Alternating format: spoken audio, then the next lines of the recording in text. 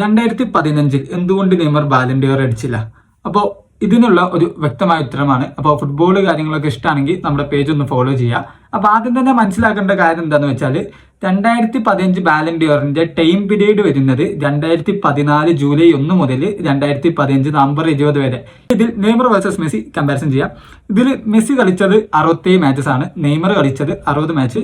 മെസ്സിയുടെ total goal 66 goal, അതായത് 67 മത്സരത്തിൽ നിന്ന് 66 ഗോൾ. നെയ്മറിന്റെ ഗോൾ 41.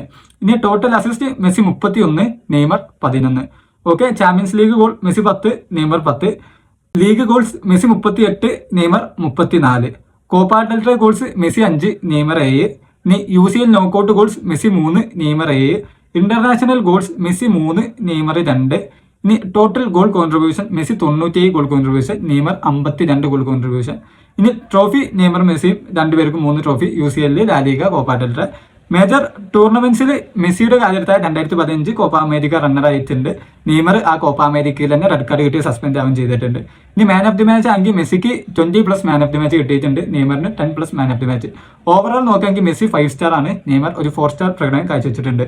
നെയ്മറിന്റെ ആ UCL സീസൺ അത് ഔട്ട്സ്റ്റാൻഡിംഗ് ആണ്. ബട്ട് ഇതാണ് ടോട്ടൽ കമ്പാരിസൺ വരുമ്പോൾ നെയ്മറിന്റെ ബെസ്റ്റ് സീസൺ വേഴ്സസ് മെസ്സിയുടെ ഒരു ആവറേജ് സീസൺ കമ്പാരിസൺ ആണ് അവിടെ വരുന്നത്. ഞാനൊരു നെയ്മർ ഫാനാണ്, പക്ഷെ ആ ഒരു ഡിഫറൻസ് ആണ് നമ്മൾ ഫൈനലി ഒരു വിന്നറിനെ പ്രഡിക്റ്റ് ചെയ്യുമ്പോൾ അവിടെ നമ്മൾ ഏറ്റവും നോക്കേണ്ട കാര്യം ടോട്ടൽ ആ ഒരു പ്ലെയറിന്റെ ഏറ്റവും ബെസ്റ്റ് സീസൺ അല്ല, ആ ഒരു സീസണിൽ ഏത് പ്ലെയറാണ് ബെസ്റ്റ് പെർഫോമൻസ്. അത് ഒബ്വിയസ്ലി മെസ്സി തന്നെയാണ്. So Messi deserve it.